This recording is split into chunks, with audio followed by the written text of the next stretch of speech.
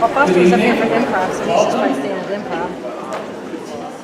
Hopefully you're as excited about this year as your students. We know how difficult the 11th grade year is academically, and then you put on top of that, they finally realize, uh-oh, I only have a couple years left, and I have this big mountain to climb, and us as parents kind of freak out. I have 2 juniors at home myself, and it stresses me out every day. The good thing is that you go to a school that have experts in the counseling office with all the latest trends in careers, college admittance, and they will talk a little bit about this tonight. As you know, we kind of changed the format of our counseling department to focus on adolescent trends, so they're grouped by grade level. And you're lucky enough to have Mr. Sweeney and Mrs. Delahanty-Katie, known as Mrs. DK. I'll let you in on a little secret. They are the funniest of the counselors. If you don't believe me, just ask them.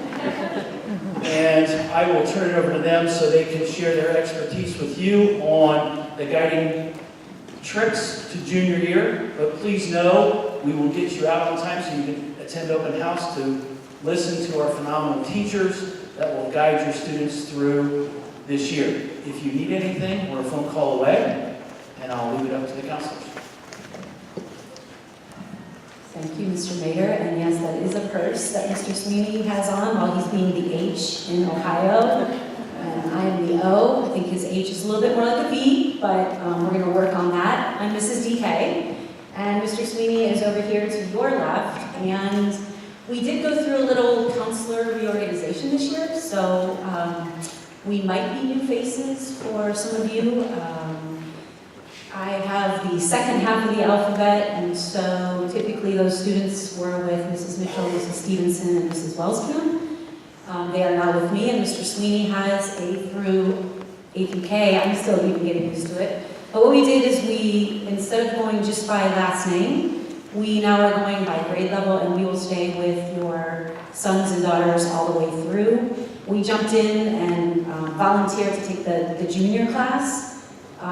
It's a busy year, it's an exciting year, it can be a stressful year, and then we will follow them into their senior year next year. And we all, as counselors, also kept our seniors that were in our alphabet prior to the counselor reorganization. So Mr. Sweeney and I have the junior class, and Mr. Sweeney has the seniors that he would have had in his caseload the way it was before, and I have my seniors in my caseload the way it was before, because we didn't want them to have to change as they were just entering the college application process. So we're excited, we're glad you're here tonight. Hopefully you weren't alarmed by the caution police tape back there. Nothing like walking into your child's high school and seeing that, but it's not a crime scene. We just like to kind of keep you up front, because you're sort of like the students when you come into these meetings. You sit back by the doors, quick exits, so we're on to you. We got that. So, and like the staff for that. Oh, didn't know we had a microphone over there, so this is going to get fun. Wait, what did you say?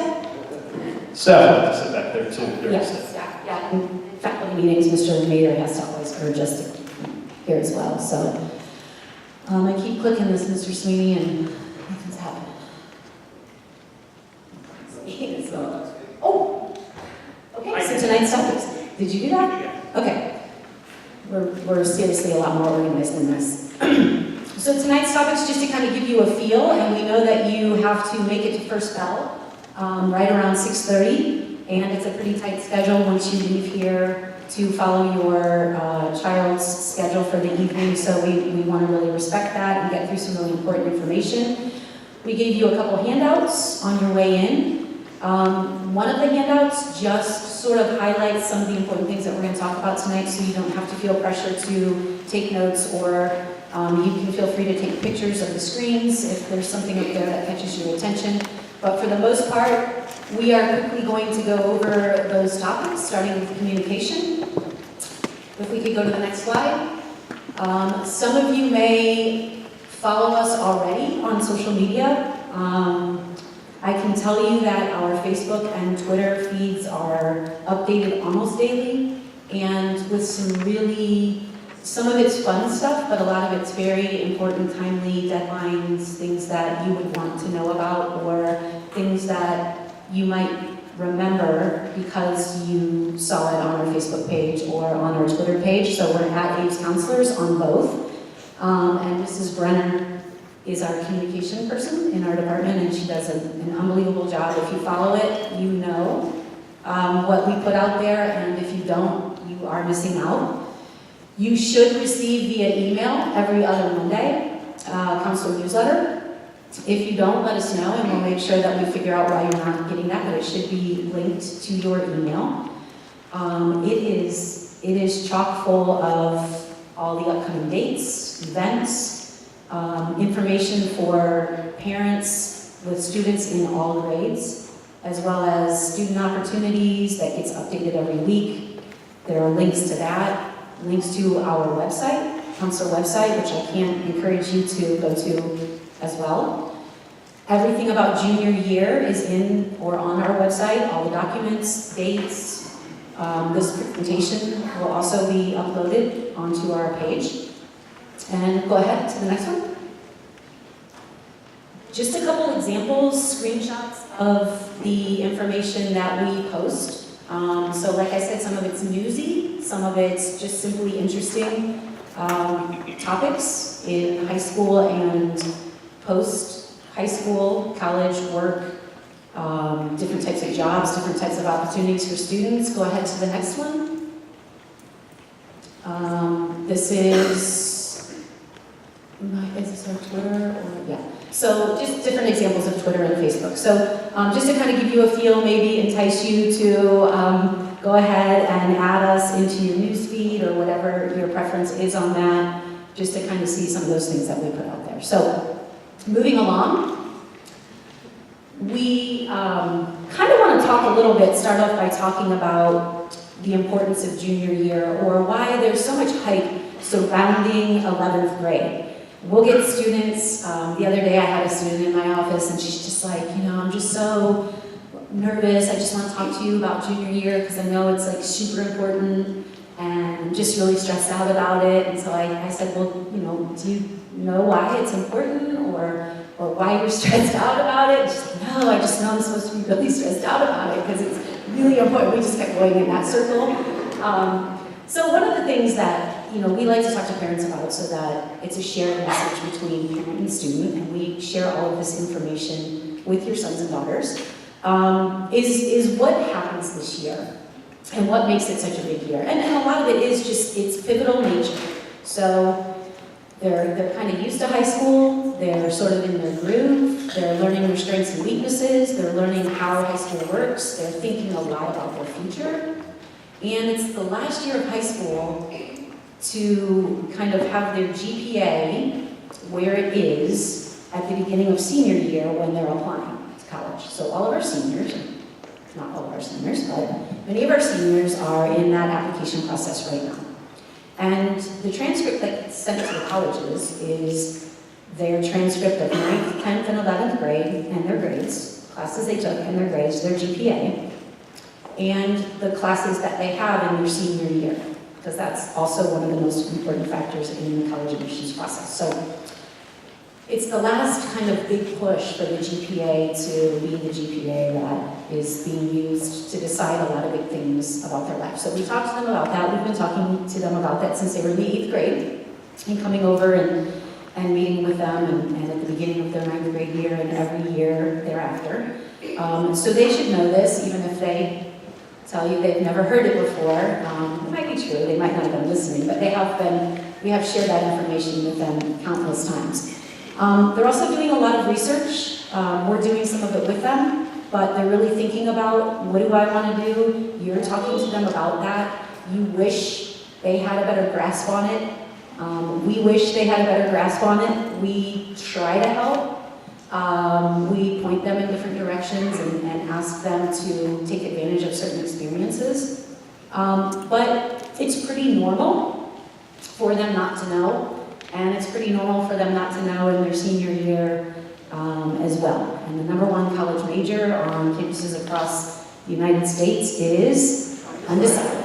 Yeah, so colleges probably secretly really like that because a lot of times it keeps them there for an additional year while they're searching and, you know, trying to find themselves. But they are doing great jobs with freshman experience programs in college to kind of help them explore different things and not lose a year of building something towards a major. Their independence is becoming real, and it's a stressful year for you.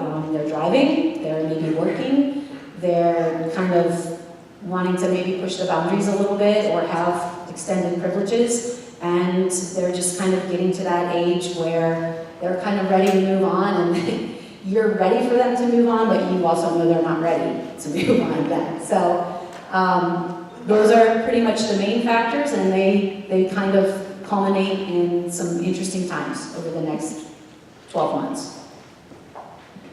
So the big 5 things, okay?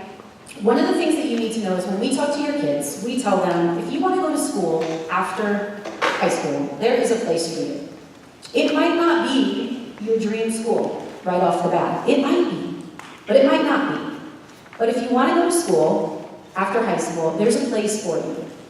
You might be able to get to your dream school on a curvy path. It might not be that straight line right out of high school. But whatever it is, and whatever you choose to do, whether you choose to go straight into the world of work, or whether you choose to take a gap year, or whether you choose to do whatever it is that you want to do, we're here to kind of help that happen, or kind of get them launched in that direction. But because we're here tonight to talk a little bit more about what we do to prepare them for the college admissions process, for that next step, we talk to them a lot about these 5 things as they're building their high school resume, as they're building their transcript, as they're building their post-secondary resume. These are kind of like 5 big buckets of the college admissions process. The first one continues to be the most important in the college admissions process, and that's their high school GPA. That is that transcript that we're talking about. And some colleges will take their grades in college prep classes only, or in the core academic areas of English, math, science, social studies, and maybe foreign language, and re-average their GPA when they get it.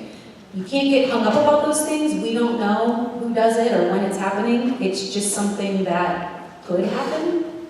But we do talk to them about this transcript that they've been building and how in the 9th grade it stays with them when they come into the 10th grade, and in the 10th grade they've got 9th and 10th grade. Still, they can run, but they can never hide from what they start doing once they enter here. So here we are now at the beginning of their junior year, and we're reminding them of those things and also trying to strike a balance between not stressing them out for things they wish they had done, and giving them hope and encouragement that if 9th and 10th grade haven't been amazing, that they can start today, and colleges also recognize upward trending grades in junior and senior year that maybe you didn't have in the 9th and 10th grade. So you hear the headlines and you're very aware of mental health issues with teenagers and anxiety being at an all-time high and all of these things. We're aware of it too. And so what we do is we really try to make sure that we're not adding to that by what we say, and we're always trying to strike a balance. We're talking to them about maintaining balance, and we're talking to you as the eyes and ears of how they really behave at home, because we don't often see that, and looking for that balance with everything that they do, whether it's academics and the rigor of their schedule, their extracurricular activities, sports, relationships, work, whatever it is, in striking that balance. So the high school GPA is a big part of it. It's about 33% of most college admission decisions. The rigor of their high school curriculum.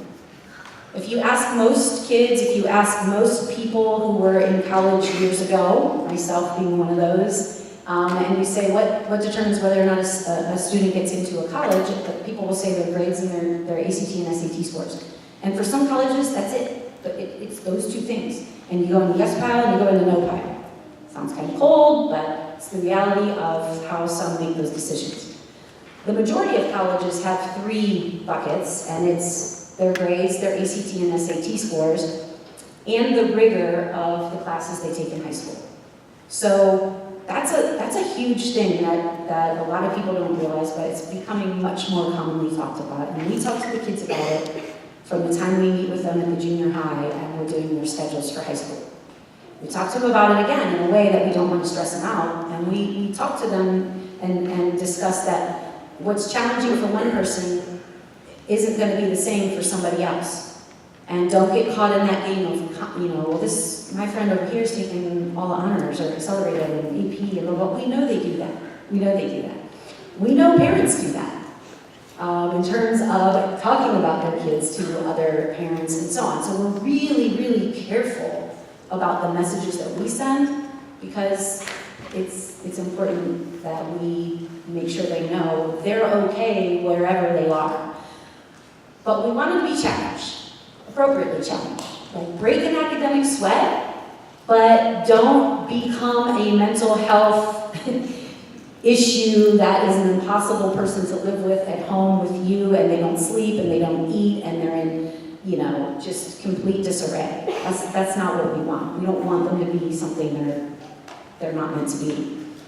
And again, it's important that you hear the things that we talk to them about. So if you have a son or daughter who's taken all regular college prep classes, getting straight A's, never has any homework, or maybe a little bit of homework, they're probably not as challenged as they could be. They should have a little bit of homework, not always every night. They should have a little bit of stress. They should have a little bit of stress. We want them to have stress and face those issues and how to solve some of that and balance their time while they're living at home in the nest. Before you help them spend a lot of your money or a lot of the money they haven't made yet on $25,000 to $68,000 a year for college, depending on how that goes. So we want them to have stress. We want them to have some of that adversity that they have to overcome. And we want you to help them with that, but we don't want you to always fix it for them or push the eject button the first time they feel like they might get a B in their class or have too much to do. So again, it all comes back to that balance. You know better than we do what your sons and daughters' thresholds are and what they can handle. But rigor is a big deal. ACT and SAT scores, we'll talk a little bit about later, but that's usually about that other 33% if it's those top 3. Then there are a lot of colleges that will do a much more holistic review and look at their activities and their resume and their letters of recommendation, relationships that they've built, how do they spend their time, and their student essay.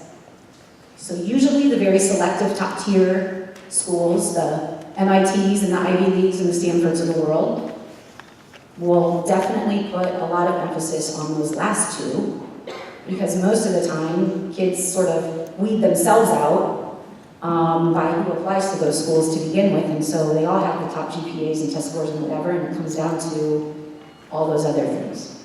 And there are a lot of other small schools that will look at those things as well. But a lot of it is just those top 3.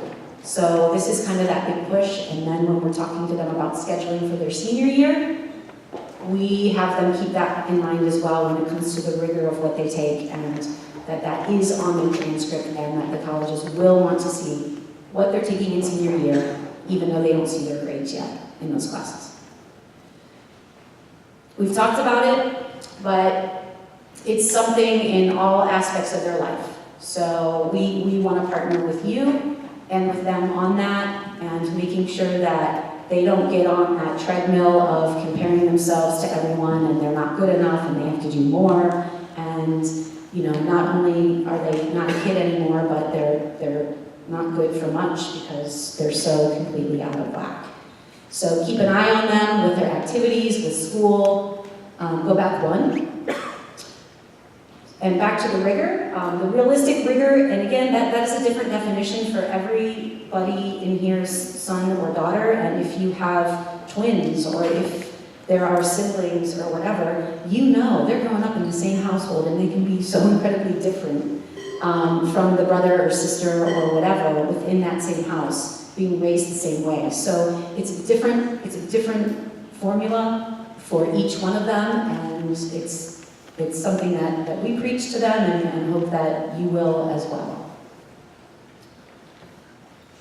I kind of touched on this a little bit, and Mr. Sweeney and I, Mr. Mader, none of us would ever tell any parent how to parent, but we do see that they are lacking some resilient skills. You hear a lot about that, grit, problem solving, the ability to cope, and it kind of manifests itself in a lot of anxiety, and some things that we see that are not so good. So we ask that you help in solving problems, but not making everything always easy for them, helping them to kind of that stop, drop, and roll approach to a fire, which sometimes they feel like they might be on, but it's kind of like stop, drop, roll. Let's now take a deep breath, think about this. What are our options? How could this problem be solved? What else could you have done? What can you do? Make them make those phone calls and send those emails and take those quizzes and stay the course. Unless you really see, sometimes it's hard. I mean, sometimes it's harder for us as parents to watch them struggle than the struggle they're really in. And it will definitely pay huge dividends if you can kind of work through some of those things with them, and they will be a little bit more capable of that, of solving problems as they head off to college or whatever their plans are.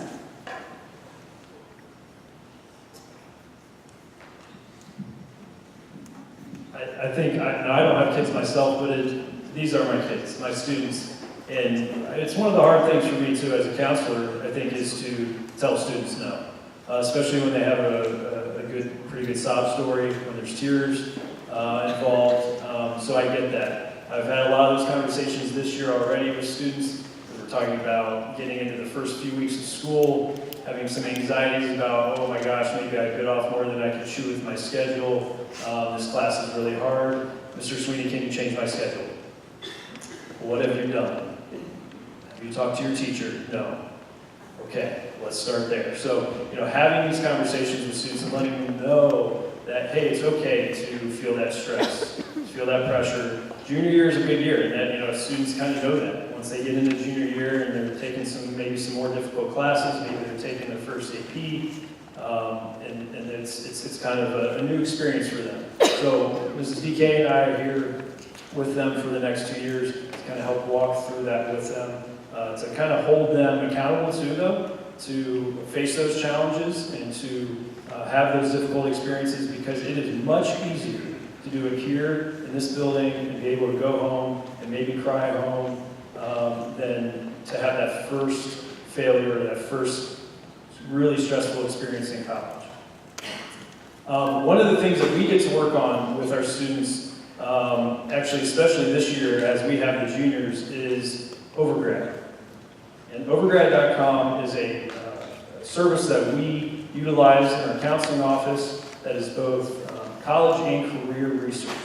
So this is a really neat company that we've partnered with, who is able to pull a ton of data about colleges all over the country, in addition to careers, and also kind of start linking those two things together for our students. And so what we're going to be doing as we are meeting with students this year, going into Aviator Bells and on a monthly basis, having individual student meetings, small group meetings as well with our juniors, is we're going to have them in there. In years past, we haven't been as intentional about it. We've kind of relied on the student to go and do that themselves. So we're going to be getting in there with our students, so they are going to be creating a list of schools that they're interested in. They're going to be doing that research, where they can pull schools, they can see, okay, here's kind of what that median GPA and ACT score looks like for this school that I'm interested in. Do I fit that? Don't I fit that? What am I looking at realistically? And the nice thing about Overgrad is there's a career interest inventory that goes on there. They can start to look at, okay, what am I good at? What do I like? and what does that connect into as far as a major? Because the question that we get probably most often after where am I going to school is what should I major in? And that's such a difficult question for us to answer. I can't tell a student what they should major in, but I want to help them. We're going to help them try to see, okay, what are they good at? What are they interested in? And then trying to link that to having a solid picture as they go into their senior year for that college application process. So this is just kind of a little screenshot of what the student profile looks like, where they can start tracking colleges, creating their lists. They'll have, in their senior year, their application, the transcript request will actually go into Overgrad. So this is not just kind of a one and done thing that they're using this year. They will use this throughout their senior year as well. It is a really great resource, and all the students have accounts. And the nice thing is, Mom and Dad, if you want to look at it, you guys can be linked to their account as well. So if you aren't already, it's a really pretty simple process. You go to overgrad.com and you sign up as a parent, and you are going to actually send a request to your son or daughter. Okay, so that's the part that may get a little tricky. They have to accept you. Yes. So they may not accept your friend request on Facebook, but you can make them accept your request on here. That way you can see what schools are they looking at. And maybe you can get on there and kind of mess around with it a little bit too, make some suggestions, kind of prod them in that direction as we are on the school side. We can too at home. And then they're like, oh my gosh, you sound like Mr. Sweeney, and I'm tired of listening to Mr. Sweeney. Well, it's a really neat program, and so that's the nice feature too, that you guys can see what we're doing here with them at school. One other thing, if I can just interject, their account on Overgrad is synced to their GPA and test scores. We load those in. So if you go on there tonight or tomorrow or in the next week, you give us another week to get everything in there the way it needs to be. But like our current seniors, the entire college application process also goes through Overgrad, and that's how they request their transcripts for us to send them when they're seniors. So we really, as Mr. Sweeney said, get into it with them in the junior year.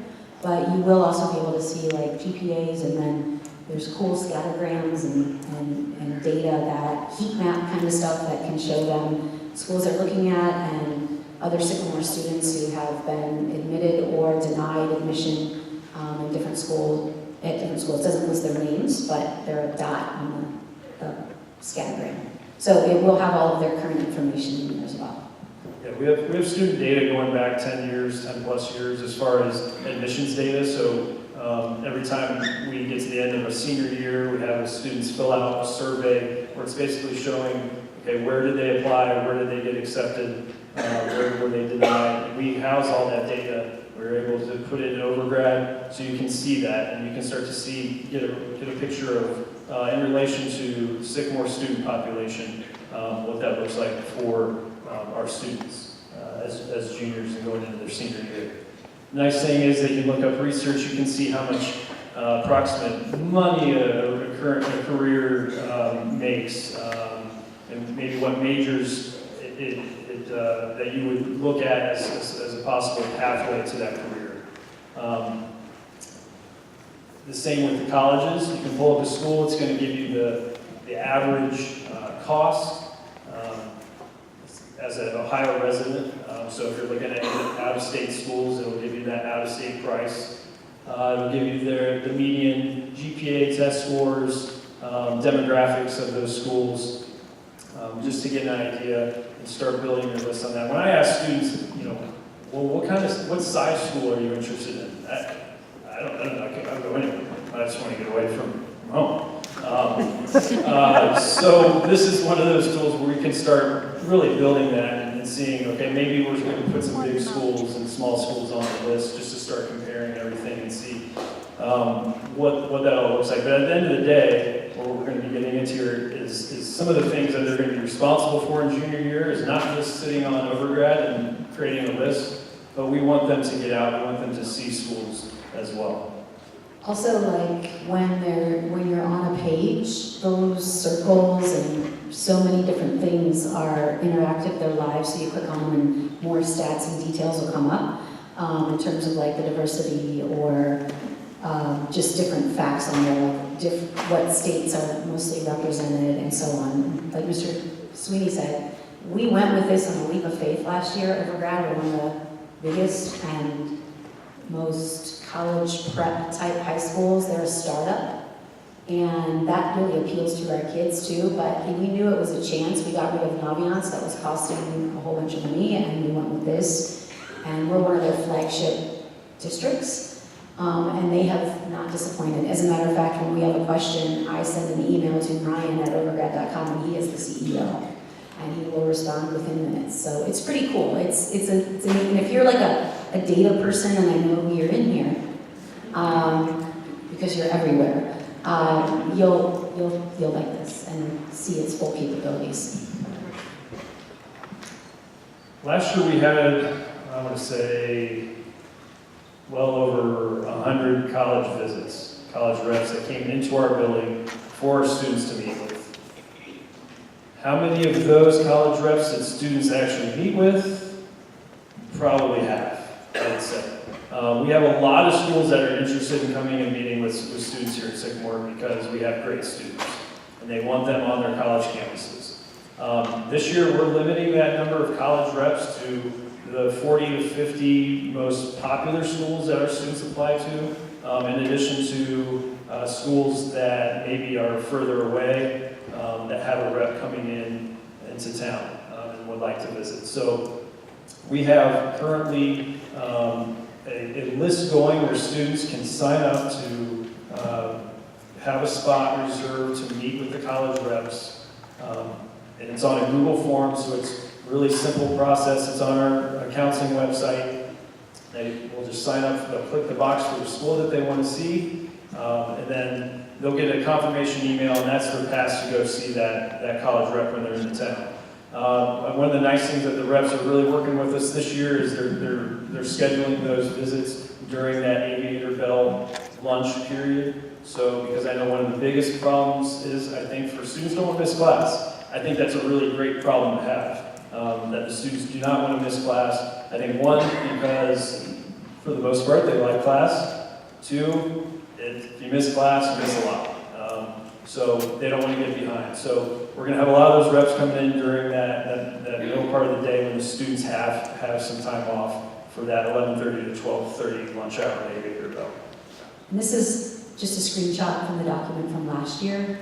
This year's looks similar, and it's already being built. I would say right now we probably have about 25 or 30 schools already scheduled, but it evolves over the next month, pretty much through September, early October.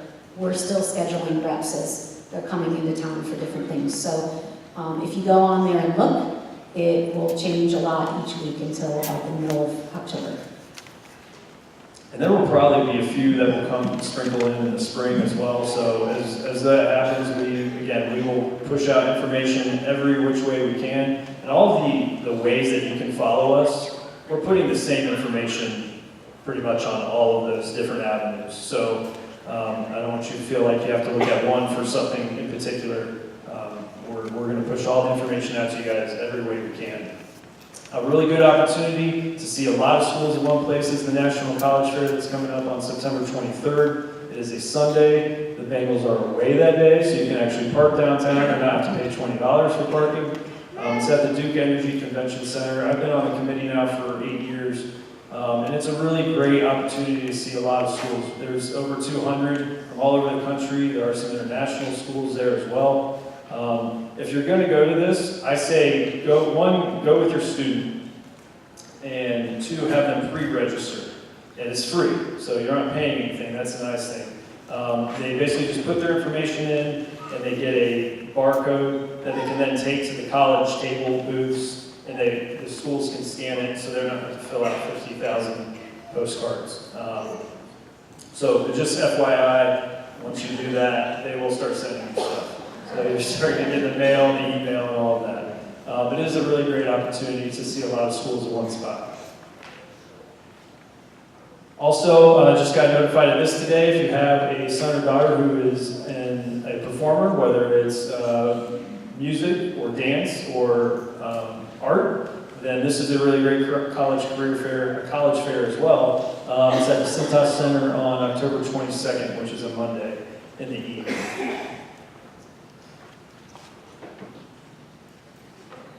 And if you go on a college campus and watch a tour, this is pretty much what it looks like. With one in front walking backwards while we're talking. So it's quite a talent.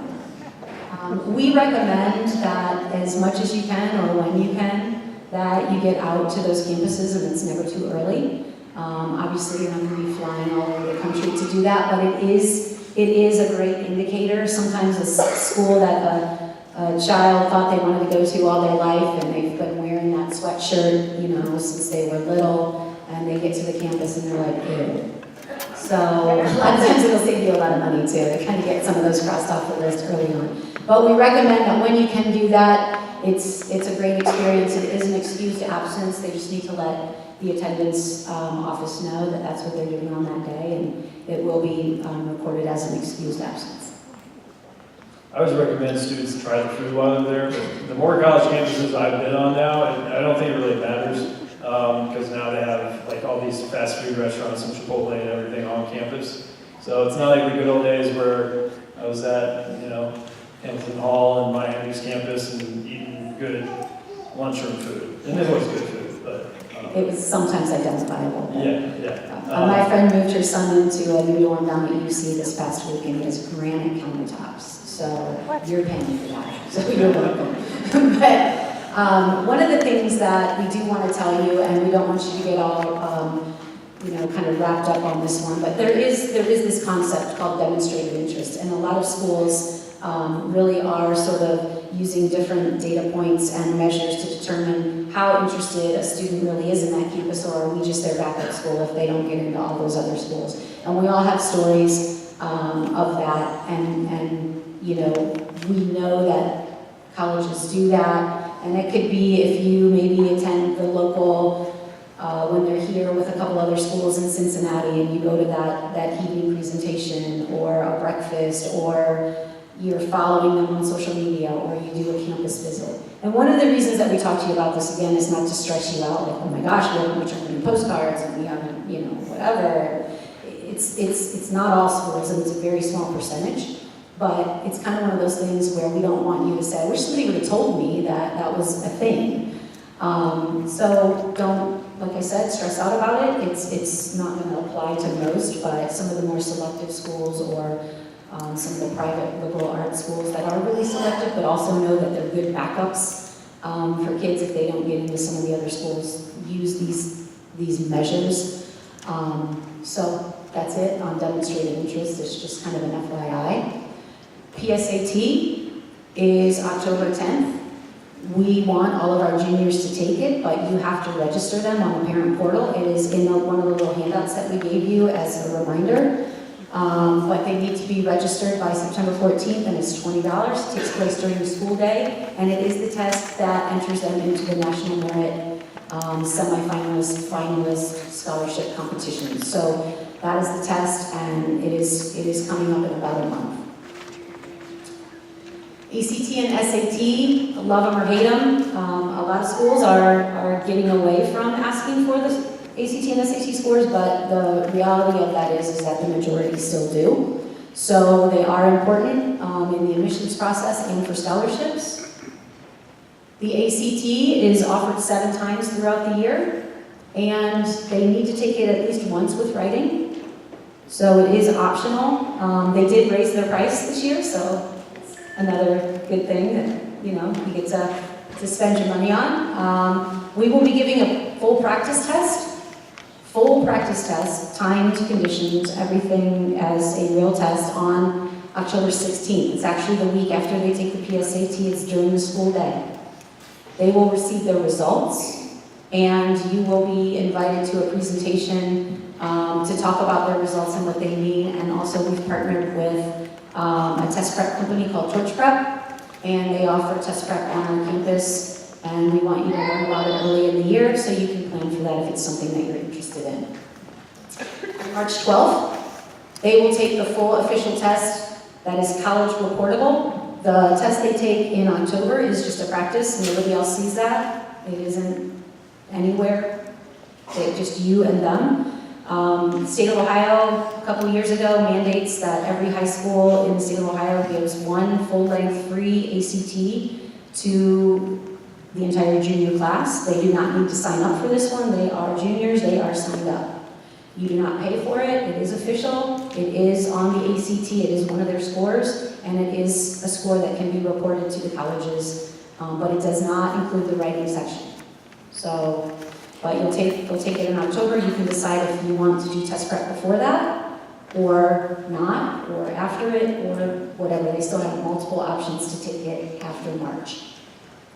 The SAT is given 6 times throughout the school year. ACT and SAT are always given on Saturdays, and you have to sign them up on those websites. You have to sign them up, or they sign themselves up, pay with a credit card, and choose their locations. The earlier the better, so that they can get to take the test at the high school that is the closest to them. We do not give ACT or SAT here on Saturdays, but Kings High School does, Indian Hill does, Mason does. Those are some of their schools of choice, but it's first come, first served at the locations. Yeah, and I mean, we talked to you a lot about this next year, but when they register to take the test, they can pick 4 colleges or universities that they want to send their scores to for free. And if it's done as part of that registration process, they don't have to pay for those. When they apply to college as a senior, they have to send their scores to the colleges and universities. If they haven't already done so when they registered, they have to go back in and then send them after the fact, and I think it's like $16 per score per college. So, sometimes they don't want to send them because they want to see what they got first, and those are all things that we can talk about, strategies about that, but it's just an option that you should know about. And as we kind of start to wrap things up a little bit, when do we meet with your students? Like Mr. Sweeney said, we'll meet with kids whenever they want or need to. We both have links to our calendar and our email signature where kids can, or you can jump right on our calendar and schedule a time that is convenient to you and that you see as open in our schedule. I prefer that over 47 emails going back and forth trying to find mutually convenient times. And our kids are great with that. I checked my email before I came down to the auditorium since the end of the school day, and the time this meeting started, I had like 3 or 4 kids schedule meetings with me for tomorrow or Friday. And again, don't panic, like, oh my gosh, I'm with my kids scheduling a meeting with the council. It's just, things that are kind of time sensitive right now, but they know to do that. We have instructions for how to get us, and if you send us an email, I can send you a link to the calendar. Oh, also in aviator bells and also in large groups. So, I've set an alarm for when I need to make sure that we dismiss you for class so that you don't get tardy and detentions and Saturday schools and all those things by being late to class. Mr. Sweeney, what I miss, what? I think that was good.